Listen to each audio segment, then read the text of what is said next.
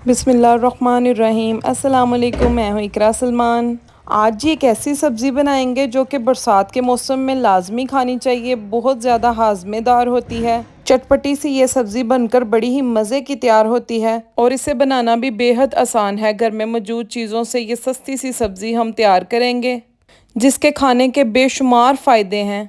Channel पर नए हैं तो सब्सक्राइब कर लीजिएगा। वीडियो अच्छी लगे तो लाइक कर दीजिएगा। मैं आपके लिए हमेशा यूज़फुल टिप्स के साथ कुकिंग की रेसिपीज़ लेकर आती हूँ।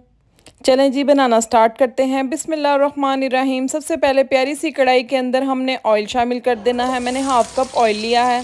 इसमें 2 मीडियम साइज़ के बारीक कटे हुए प्याज शामिल कर देंगे। प्याज मोटे शामिल बिल्कुल नहीं करने। मोटे प्याज़ों के साथ जो मसाला है वो मीठा हो जाता है, इसलिए जब भी आप मसाले के लिए प्याज को यूज़ करें बारीक बारीक ही काट लें।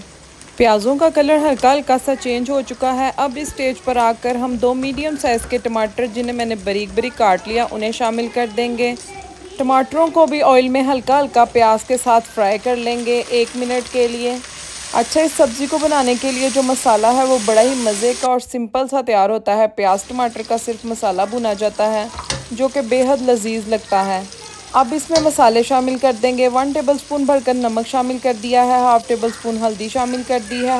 1 टेबलस्पून भरकर मैंने इसमें लाल मिर्चों का पाउडर शामिल कर दिया है। हाफ़ टेबल स्पून खुश्क धनिया का पाउडर शामिल कर दिया है। हाफ़ टेबल स्पून ज़ीरा पाउडर शामिल कर दिया है। सब मसालों को अच्छे से हिला लेंगे। इसमें हाफ़ गिलास पानी शामिल कर देंगे और कवर कर देंगे ताकि टमाटर अच्छे से सॉफ्ट हो जाएं।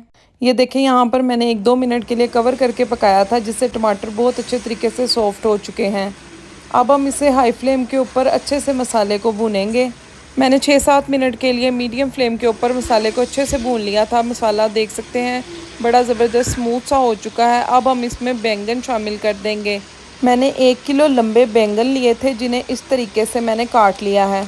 मसाले में बैंगनों को शामिल करके हम 2-3 मिनट के लिए मसाले के साथ अच्छे तरीके से भून लेंगे।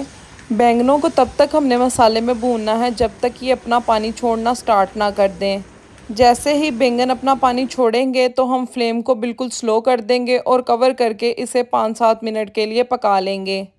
ये देखें, यहाँ पर बैंगनों को पकते हुए तकरीबन 6-7 मिनट हो चुके हैं। अब बैंगन इस कंडीशन में आ चुके हैं। जब बैंगन इस तरह से गल जाएं और घुल जाएं तो हम इसमें अरवी को शामिल करेंगे। मैंने आधा किलो अरवी ली है 1 किलो बैंगनों के साथ। इसको पहले मैंने छील लिया था। छीलने के बाद नमक लगाकर 15 मिनट के लिए साइड पर रख दिया था ताकि इसके अंदर से जो लेस होती है एक वो ख़त्म हो जाए। अगर आप इसकी लेस ख़त्म नहीं करेंगे तो वो सालन बिल्कुल भी अच्छा नहीं बनता। बाद में मैंने इसे अच्छे तरीके से वॉश कर लिया था, बैंगनों में शामिल कर दिया है। अच्छे से हिलाएंगे। हिलाने के बाद फिर दम दे देंगे तब तक जब तक कि अरवी गल ना जाए। ये देखें, यहाँ पर 5-6 मिनट में अरवी बड़ी ज़बरदस्त सी सॉफ्ट हो चुकी है, बिल्कुल मक्खन जैसी।